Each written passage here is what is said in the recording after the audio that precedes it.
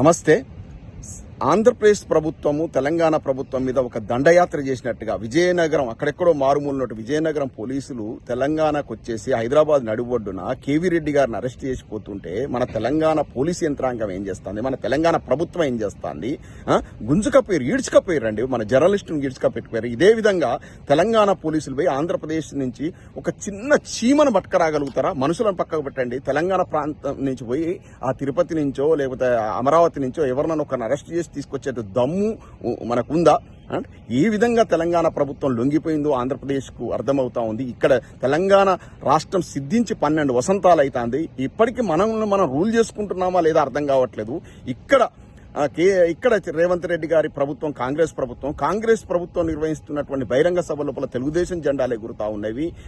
అక్కడి నాయకులు వచ్చేసి ఇక్కడ జబ్బలు జరుచుకొని తొడలు కొట్టి ఎవర్రా మీదారా ఈ జాగీర్ మా జాగీర్ అని తొడలు కొడుతున్నారు. సీమాంధ్ర నాయకులు వచ్చేసి సాక్షాత్ అక్కడి డిప్యూటీ సీఎం పవన్ కళ్యాణ్ గారు వచ్చేసి ఇక్కడ తొడలు కొట్టి మాట్లాడుతున్నాడు. అరే మీది కాదురా జాగీర్ మా జాగీర్ అని మాట్లాడుతున్నాడు. దేనికి ఈ తెలంగాణ దేనికి తెచ్చుకున్నట్టు? ఎవరికి దాసోహమైంది తెలంగాణ?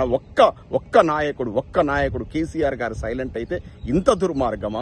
ఒక్క నాయకుడు కేసీఆర్ గారు గద్దె దిగిపోతే గింత దౌర్జన్యమా? ఇవాళ దండయాత్ర జరుగుతోంది. సీమాంధ్ర ప్రాంతం వాళ్ళు ఏ విధంగా ట్విట్టర్ వేదికగా సామాజిక మాధ్యమాల ద్వారా ఏ విధంగా మన జాతిని, మన భాషను, మన యాసను ఏ విధంగా వాళ్ళు కించపరుస్తున్నారు చూస్తున్నాం. ఒకడేమో అంటాడు అసలు మీ భాషకు డిక్షనరీలో అర్థమే లేదంటాడు. మన ప్రాంతానికి చెందినటువంటి ఒక నాయకుడు పోయి అక్కడ మహానాడు వేదికగా మాట్లాడు తెలంగాణ అనే పదానికి అర్థమే లేదని మాట్లాడతాడు. ఇంకొకటి మాట్లాడతాడు అరే మా ఆస్తులు కనుక హైదరాబాద్లో అమ్ముకుంటే మీరు కొనుక్కునే దమ్ముందారా, మీ దగ్గర ఏముందని మాట్లాడతాడు.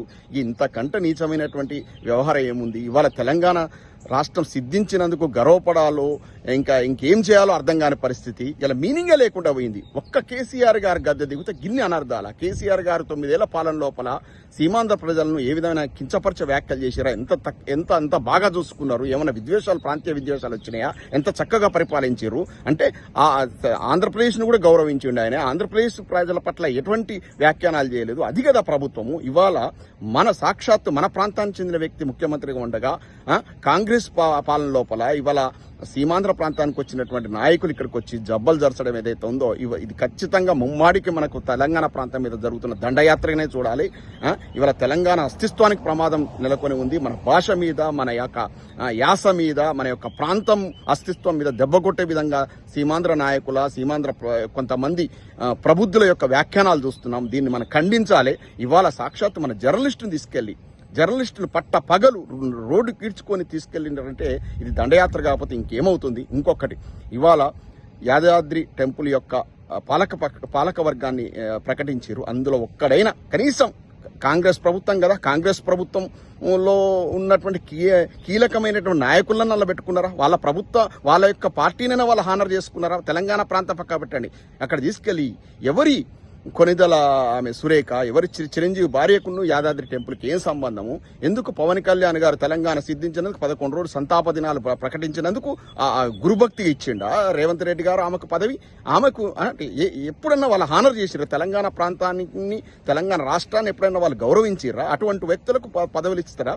ఎవరు ఆమె? స్వాతి నాట్కో ఫార్మా నుంచి తీసుకొచ్చి పెట్టారు. ఆమె వైజాగ్లో పుట్టిన ఆమె. ఇట్లాంటి ఇతర ప్రాంతాల నుంచి తీసుకొచ్చి ఇక్కడ తెలంగాణలో ఉన్నటువంటి ప్రముఖ దేవస్థానం పాలక మండళ్ళు పెట్టడం, అదేవిధంగా ఏదైతే ఉమ్మడి నల్గొండ జిల్లాలో ఉందో ఆ ప్రాంతానికి చెందినటువంటి ఎమ్మెల్యేలను కనీసం సంప్రదించకుండా, ఆ ప్రాంతానికి కనీసం ప్రాతినిధ్యం చేయకుండా అయితే ఉందో ఇది ఖచ్చితంగా తెలంగాణ మీద, తెలంగాణ అస్తిత్వం మీద ముమ్మాటికి రేవంత్ రెడ్డి ఆధ్వర్యంలోనే, కాంగ్రెస్ ప్రభుత్వ ఆధ్వర్యంలోనే దాడి జరుగుతుందని భావించవచ్చు.